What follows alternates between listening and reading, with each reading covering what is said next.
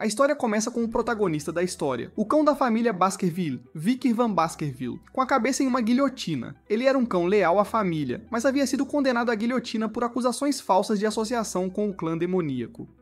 Ao enfrentar sua morte, fez um voto de que, se tivesse que viver novamente, não viveria como um cão novamente. Depois disso, Vickers acordou em um berço, desorientado e confuso. Pensou que poderia estar no inferno, pois seu entorno era barulhento e seu corpo parecia pesado. Parecia que Vickers estava atualmente em uma enfermaria, pois havia muitas crianças lá, todas chorando. Enquanto isso, o patriarca da família Baskerville, Hugo Le Baskerville, estava inspecionando o berço das crianças. Ele vagou pela sala e notou crianças chorando, e as descartou como insignificantes, referindo-se a elas como lixo. No entanto, quando se aproximou de Vickers, percebeu que a criança estava mais quieta que as outras. Hugo ordenou que Vickers fosse transferido para o berço das espadas e seu assistente obedeceu sem questionar. Enquanto Vickers estava deitado no berço, olhou para Hugo com puro ódio nos olhos. Sabia que Hugo era o principal culpado por suas falsas acusações e sua execução subsequente. Vickers percebeu que havia sido rebaixado a quando era um bebê e que havia vivido sua vida passada como um cão para a família Baskerville. Vickers nasceu em uma família ilegítima e recebeu treinamento em um ambiente pobre.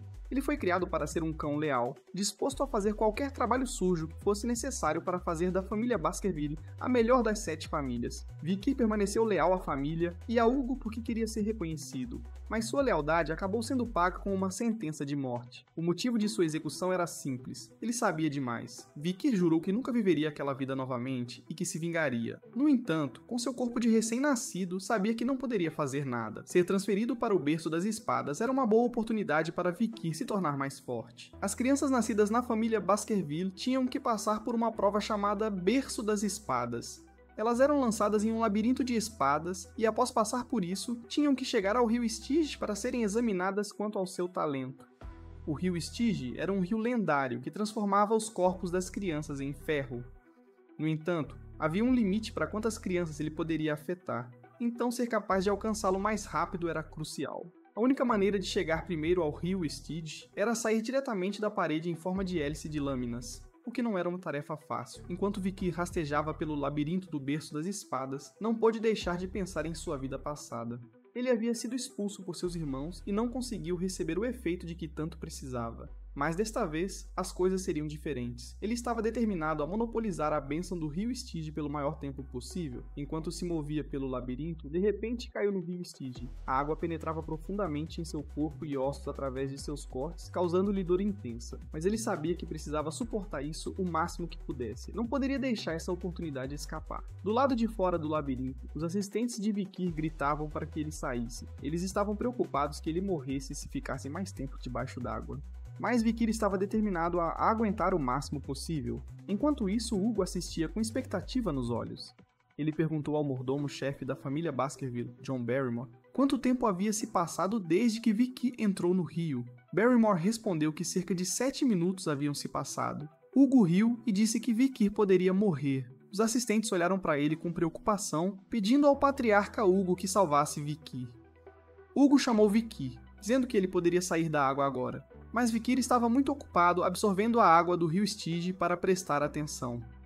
Ele pensou consigo mesmo que não poderia desistir dessa oportunidade tão facilmente. Precisava absorver o máximo que pudesse até o fim, mas então começou a cair enquanto a água entrava em sua boca. Apesar do perigo em que se encontrava, Vickers sabia que precisava suportar. Ele continuou repetindo para si mesmo que precisava aguentar, aguentar, aguentar. Parecia que Vickers estava prestes a se afogar, mas Hugo o puxou para fora da água com um sorriso presunçoso no rosto. Ele comentou sobre como Vickers era ganancioso até bebendo a água do rio Stygia. Ele então notou que Vickers já tinha dentes, o que o surpreendeu. Hugo perguntou ao mordomo-chefe o nome de Vickers, e soube que era Vickers Van Baskerville. Hugo sorriu e disse que um filho muito ganancioso havia nascido. Vickers, que ainda estava um pouco consciente, pensou consigo mesmo que precisava usar esse tempo para afiar seus caninos em segredo. Ele estava determinado a arrancar a cabeça de seu mestre quando chegasse a hora, e faria isso com suas próprias mãos. A família Baskerville também desapareceria da história pelas suas próprias mãos. Vickers Van Baskerville nasceu como o filho ilegítimo de Hugo Le Baskerville, um nobre renomado de sua época. Aos 8 anos, era evidente que Vikir possuía uma inteligência extraordinária que superava a de seus colegas. No entanto, dentro da família Baskerville, ele era considerado nada mais que comum, pois não possuía a linhagem direta do sangue proeminente da família. À medida que Vikir crescia, começou a explorar diferentes campos de interesse, eventualmente se estabelecendo nos caminhos traiçoeiros de assassinato, espionagem e conquista. Quando completou 20 anos, já havia embarcado em várias missões que mostravam suas impressionantes habilidades. Mas apesar de suas conquistas, Vikir ainda se sentia inadequado em comparação aos de linhagem direta. Aos 30 anos, o portão levando ao reino demoníaco havia se aberto, sinalizando o início de uma invasão aterrorizante pelos clãs demoníacos. Vikir, agora um guerreiro experiente, se levantou para defender seu reino, engajando-se em batalhas que viam-no massacrando monstros à esquerda e à direita. Nos 5 anos seguintes, Vikir suportou a Era de Destruição, lutando incansavelmente para proteger seu povo. E quando a longa guerra finalmente chegou ao fim, foram os humanos que emergiram vitoriosos. Por sua lealdade inabalável e bravura, Vikir foi recompensado pelo reino. No entanto, a recompensa que recebeu não foi o que esperava. Em vez de ser elogiado e celebrado por seus esforços, foi recebido com acusações difamatórias e alegações falsas. Essas acusações infundadas levaram à eventual execução de Vikir pela lâmina da guilhotina. Vikir se sentou em sua cama, percebendo que estava em uma enfermaria. Ele olhou ao redor e percebeu que havia absorvido com sucesso o rio Styx. Isso era uma grande conquista, e ele sabia que agora tinha um ponto de partida melhor na vida do que antes. De repente, ouviu a porta abrir e uma empregada entrou no quarto. A empregada parecia surpresa e murmurou para si mesma, dizendo por que a senhora tinha pedido para colocar esse tipo de coisa na cama do jovem mestre Vikir. Vikir ficou surpreso ao ouvir a empregada referir-se à senhora, pois nunca esperou que alguém da família Baskerville lhe desse a um bastardo um presente. A empregada saiu após colocar uma caixa na cama de Vikir. Quando Vikir viu a caixa se abrir, ficou chocado ao ver 2 mambas ensanguentadas saindo dela. Ele se perguntou se a senhora as havia enviado para assassiná-lo. Vikir sabia que havia apenas algumas pessoas na família Baskerville que poderiam ser referidas como senhora, e quem quer que fosse, provavelmente estava tentando reduzir a concorrência. Enquanto as mambas sibiliavam para Vikir, ele percebeu que poderiam matar todas as crianças na enfermaria. No entanto, Vikir pegou ambas as mambas com as mãos nuas. Cheio de ódio, pensou que derrubaria toda a família Baskerville com suas próprias mãos. No dia seguinte, o povo de Baskerville ficou chocado ao encontrar a criança dormindo pacificamente ao lado das víboras mortas. Todas as babás que estavam de plantão naquela noite foram executadas após tortura, mas o motivo da aparição das víboras permaneceu desconhecido. Apenas o jovem Vikir conhecia a verdade. 8 anos depois, Vikir estava de volta à aula, ouvindo seu professor discutir os níveis de esgrima. O professor explicou que se alguém ainda não consegue imbuir sua espada com mana, é considerado um iniciante em espada. O próximo nível é o especialista em espada, onde alguém pode infundir a lâmina com um pouco de mana. Quando a lâmina emite mana na forma de uma aura líquida, é chamada de graduador de espada. Por último, o nível em que a aura é sólida e a forma pode ser mudada livremente é chamado de Mestre da Espada, que é o nível mais alto de esgrima.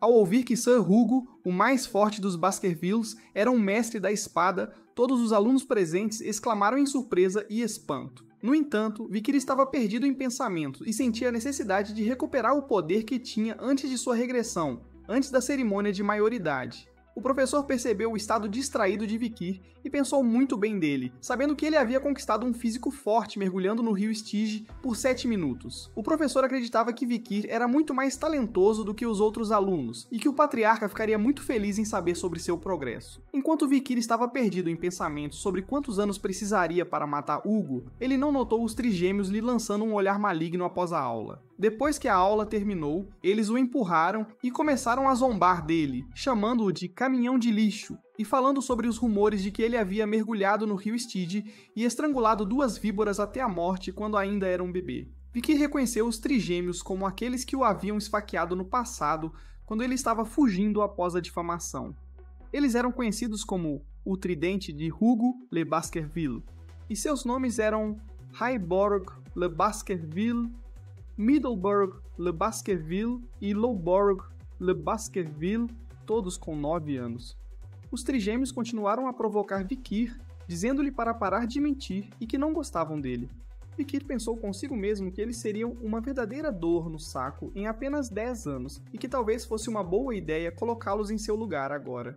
Enquanto Vikir estava diante dos trigêmeos, um deles brandiu uma faca e o provocou com um rumor que ele havia ouvido. Que, se você ficasse no rio Estige por tempo suficiente, seu corpo se tornaria como aço e você seria imune a ferimentos de lâminas. Os outros 2 trigêmeos ecoaram ansiosamente sua concordância, enquanto o terceiro deu a ordem para que um dos outros segurasse Vikir parado.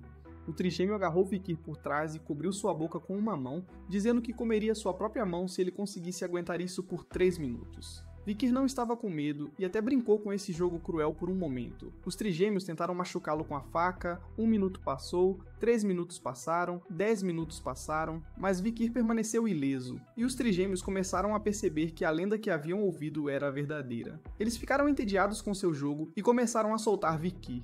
Quando o trigêmeo que estava segurando Vikir o soltou, ele notou sangue em sua mão e percebeu que seu dedo estava faltando. Vikir então cuspiu o dedo do trigêmeo de sua boca. O trigêmeo ficou chocado e perguntou a Vikir o que ele estava fazendo. Com um sorriso maligno no rosto, Vikir lembrou ao trigêmeo de sua promessa de comer sua própria mão. Enquanto isso, os outros 2 trigêmeos tentavam acalmar a situação e sugeriram que fossem a um padre para colocar o dedo de volta. Mas Vikir não estava interessado nisso e, em vez disso, perguntou quem os havia deixado ir. O trigêmeo então atacou Vikir com a faca, chamando-o de bastardo e lembrando-o de que eram 1 ano mais velhos que ele. Vikir não esquivou do ataque e permitiu que a faca se cravasse nele, mas para a surpresa dos trigêmeos, ela não conseguiu perfurar sua pele. Vikir torceu o braço do trigêmeo e lembrou-lhes que haviam esquecido que estavam lidando com um Baskerville onde poder e talento superam a idade. Com um olhar maligno no rosto, Vikir sugeriu que continuassem a brincadeira até o fim. Mas no fim é isso, e like nesse vídeo, molecada, comentem aí se querem parte 2 para eu já trazer para vocês. E isso, um beijo e até a próxima.